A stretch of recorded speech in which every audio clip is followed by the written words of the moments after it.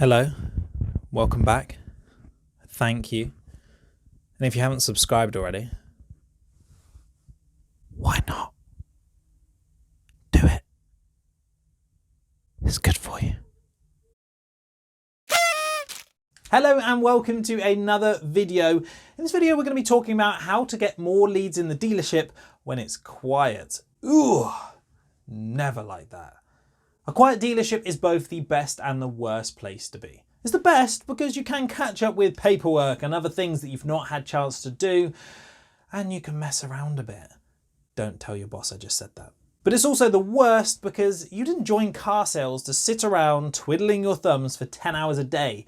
You want to sell cars and lots of them. But how do you get more leads when it's quiet? Well, unfortunately, this is a reality that even the best in the industry experience. You've cleared all your CRM systems and all previous customers have been exhausted. There's nothing you can do. There's nobody walking around on the forecourt for you to go and talk to, and the internet and phone inquiries have all but dried up today. It sounds like the apocalypse. So how can you start conversations with customers? And where do you find the next opportunities? Well, to answer this, we need to look a little closer to home than you might think. If customers aren't visiting you directly for sales, then the sales side of the showroom will be pretty quiet. But people still need their cars serviced, and therefore the service area will still have bookings and customers visiting to have their cars worked on. And they'll be spending money with you. Now, do you think that these service customers would rather sit down in silence, not be spoken to, and then just pay their bills and leave? Or do you think they might like a casual chat with someone? The service customers are a valuable source of potential sales when things go quiet. After all, they're already spending money with you in the dealership today. So why wouldn't you go and have a chat with them? See what they're in for. See what car they're currently driving and if they'd like to have it valued whilst they wait. No pushy sales tactics, just offering some help.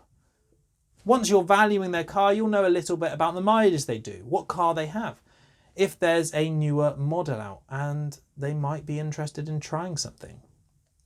These simple conversations can often lead to test drives in the newer cars, in turn opening the opportunity for you to stack a deal together for when they get back.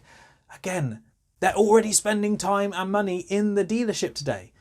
How about instead of paying their service bill, they use that money as a deposit on a newer car and you'll foot the bill for the service. Of course, by you, I mean the sales department, not out of your own pocket. This is a fantastic way to build relationships, gain potential sales, and keep yourself busy during those quiet periods. So if the sales side of your business has no customers coming in, look a little closer to home and get chatting to the service customers.